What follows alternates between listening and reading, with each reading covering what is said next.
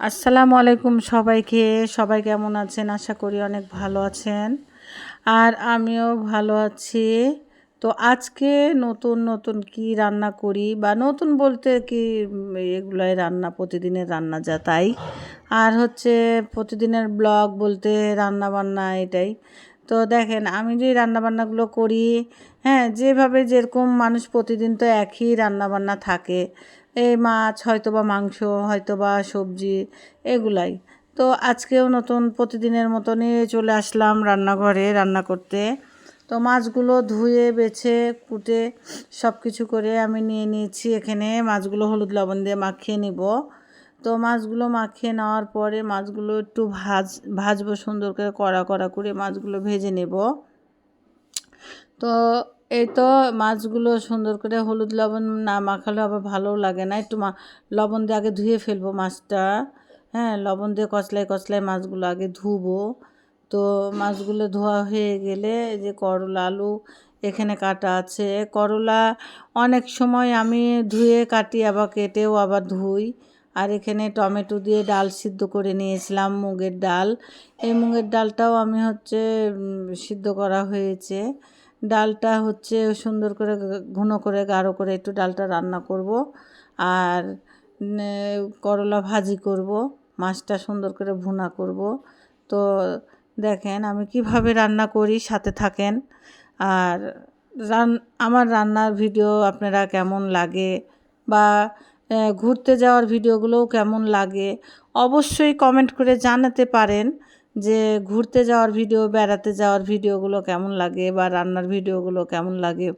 অবশ্যই কমেন্ট করে যদি জানান আপনারা যে আপু আপনার রান্নার ভিডিও ভালো লাগে বা ঘুরতে যাবেন, হ্যাঁ, এটাও ভালো লাগে। তো আপনি আজকে আপনারা সব কিছুই কমেন্ট করতে পারেন, যেহেতু আপনারা আমার আপনজন, যেহেতু আপনারা আমার নিজের মানুষ।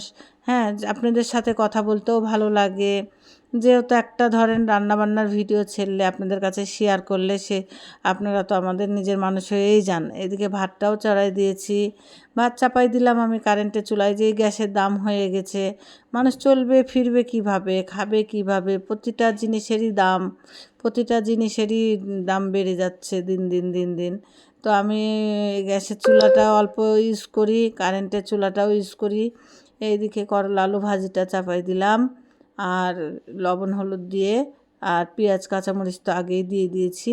আমি পেঁয়াজ কাঁচামরিচ কিন্তু লাল করি না, হ্যাঁ, ভাজি না, না ভাজে কাঁচা দিয়ে ওইভাবে দিয়ে ভাজতে ভাজতে আপন মনে সব কিছুই লাল হয়ে যায়, মরিচ পেঁয়াজ তারপরে করলা।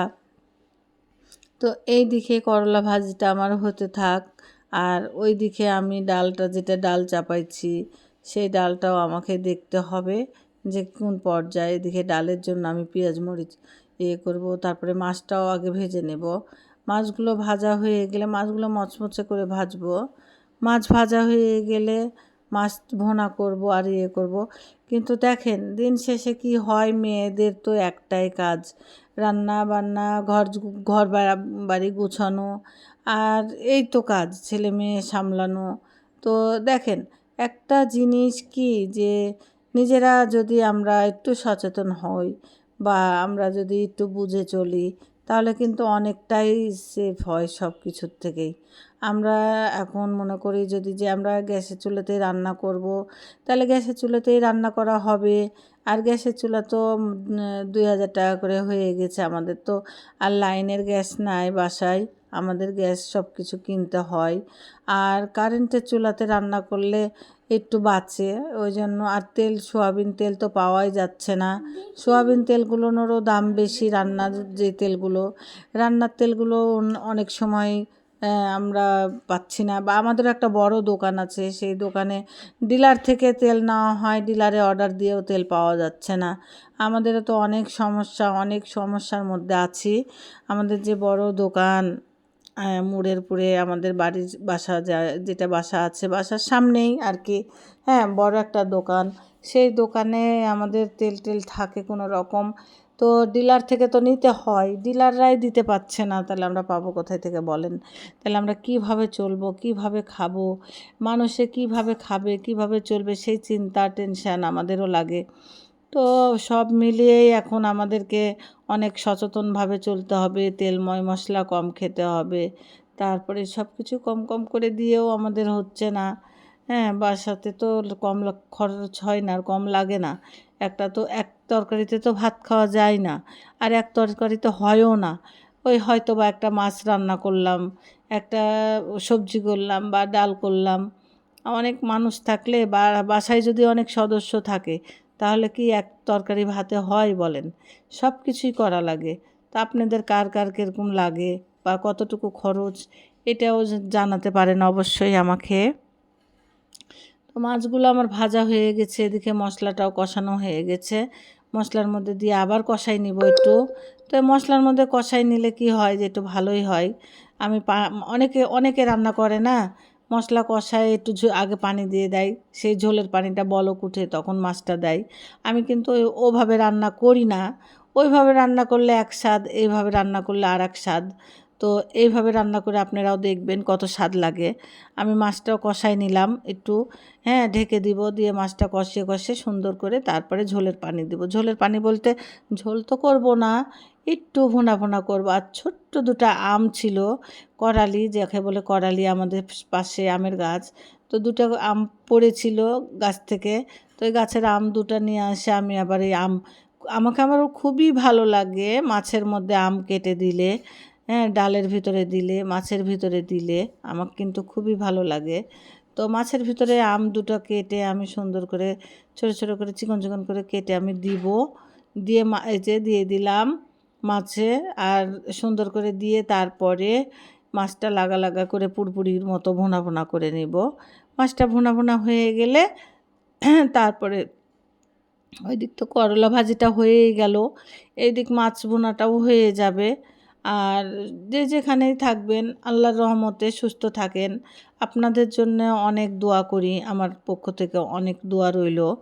আর আমাদের জন্য একটু দোয়া করবেন। আর কাঁচামরিচের ফ্লেভারটা কিন্তু তরকারিতে আমাকে অনেকই ভালো লাগে, এই জন্য দিয়ে দিয়েছি।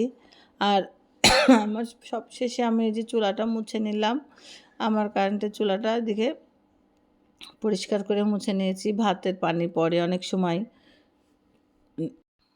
তো মুছে নিচ্ছি আমি সব কিছু পরিষ্কার করে। আমার রান্নার শেষে কিন্তু আমি যদি পরিষ্কার না করি ভালো লাগে না। এদিকে আমার মেয়েও করছে হাতে পাতে আমার, হ্যাঁ, আমার মেয়েও সাহায্য করে আমাকে অনেক। আমি একা একাই সব কিছু করি না, এই যে আমার মেয়েও ওইদিকে কাজ করে, আমিও করি। তো আমার মেয়েও রান্না করছিল। তো মাছের ভুনাটা আমার কেমন হয়েছে অবশ্যই জানাবেন। আর মাছের ভুনাটা কিন্তু খেতে রুই মাছের ভুনা, আম দিয়েছি তো, আমের করালিগুলো তো খুবই টেস্টি হয়েছিল। জায়ান বাবুর জন্য একটু পানি গরম করা হচ্ছিল এখানে আবার।